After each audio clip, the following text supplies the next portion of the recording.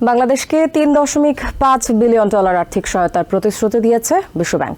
বুধবার জাতিসংঘের সাধারণ অধিবেশনের সাইড লাইনে বৈঠক করে প্রধান উপদেষ্টা ডক্টর মোহাম্মদ ইউনূসকে এই প্রতিশ্রুতি দিয়েছে সংস্থাটির চেয়ারম্যান অজয় বাঙ্গা। এছাড়া বাংলাদেশের নতুন প্রকল্পে বিনিয়োগের প্রতিশ্রুতি দিয়েছে চায়না। এদিকে পাকিস্তানের প্রধানমন্ত্রী শাহবাজ শরীফের সাথে বৈঠকে আঞ্চলিক জোট সার্ককে আবারও সক্রিয় করার বিষয়ে একমত হয়েছে দুই দেশ। দ্বিতীয় দিনে প্রেসিডেন্ট জো বাইডেনের আমন্ত্রণে অন্য বিশ্ব নেতাদের সাথে নৈশভোজেও যোগ দেন ডক্টর ইউনূস। জাতিসংঘ সাধারণ অধিবেশনে নিজের দ্বিতীয় দিনে কর্মব্যস্ত সময় পার করেছেন বাংলাদেশের প্রধান উপদেষ্টা প্রফেসর ডক্টর মোহাম্মদ ইউনূস। বুধবার 12টি সেশনে যোগ দেন তিনি। পাকিস্তানের প্রধানমন্ত্রী শেহবাজ শরীফের সাথে বৈঠকে আলোচনায় উঠে আসে সার্ককে সক্রিয় করার বিষয়টি। এ সময় বাংলাদেশের চামড়া ও টেক্সটাইল খাতে বিনিয়োগের আগ্রহ জানায় পাকিস্তান। দুই দেশের সম্পর্কে নতুন পৃষ্ঠা উন্মোচনের আহ্বান জানান পাকিস্তানের প্রধানমন্ত্রী। সামনের দিনে একসাথে কাজ করার কথা জানায় দুই দেশ। পিছনের যে স্থবিরতাটা ছিল, স্থবিরতাটা কাটিয়ে নতুনভাবে একটু বাংলাদেশের সাথে তারা নানা দিক থেকে নানা ফোরামে সম্পর্কটা শুরু করতে চাচ্ছে। এর মধ্যে অর্থনৈতিক একটা বিষয় আছে। পাকিস্তান বাংলাদেশে চামড়া খাত এবং বস্ত্র খাতে বিনিয়োগের আগ্রহ দেখিয়েছে। তবে 1971-এর বিষয়টি দুই নেতার আলোচনায় আসেনি জানিয়ে পাকিস্তানের প্রতিরক্ষামন্ত্রী খাজা মোহাম্মদ আসিফ TVN 24 নিউজ নেটওয়ার্ককে জানান, তার দেশ সামনের দিনগুলোতে সম্পর্কের উন্নয়ন চায়।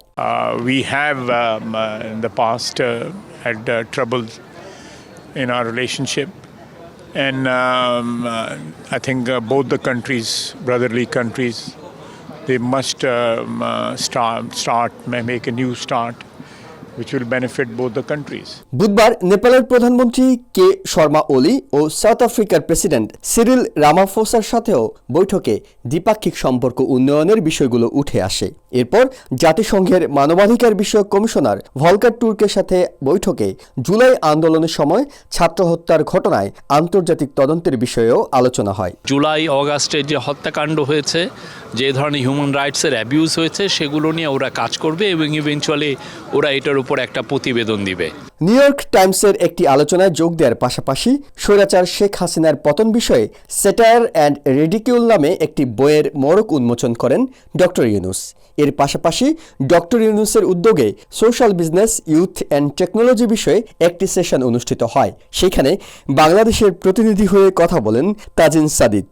আমাদের যে সোশ্যাল বিজনেস নিয়ে যেই ইনকিউবেশন এবং সবাইকে সোশ্যাল এন্টারপ্রেনারদেরকে যে আমরা হেল্প করি, সেগুলো নিয়ে কথা বলেছি। তবে সবচেয়ে বড় অর্জনের খবরটি আসে বিকেলে বিশ্বব্যাংকের চেয়ারম্যান অজয় বাঙ্গার কাছ থেকে। তিনি ডক্টর ইউনূসের পুরনো বন্ধু।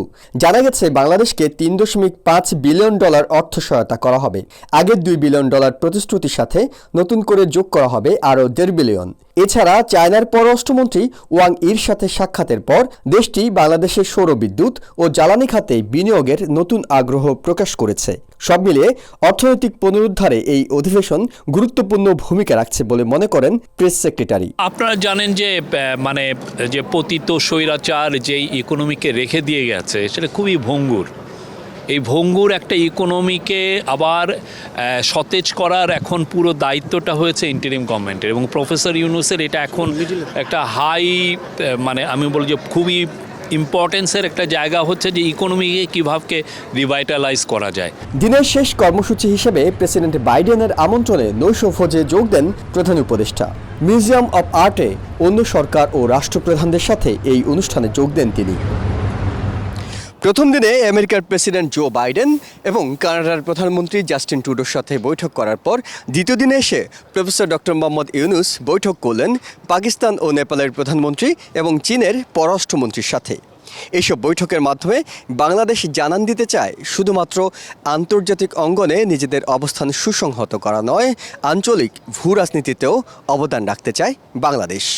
পাকিস্তান ও নেপালের প্রধানমন্ত্রীর সঙ্গে আলোচনায় সার্ককে সামনের দিকে এগিয়ে নিয়ে যাওয়ার পাশাপাশি চীনের সাথে আলোচনায় ঠাঁই পেয়েছে অর্থনীতিকে কিভাবে আরও সুসংহত করা যায়। এহসান জুয়েল, TVN 24, জাতিসংঘ সদর দপ্তর, নিউ ইয়র্ক।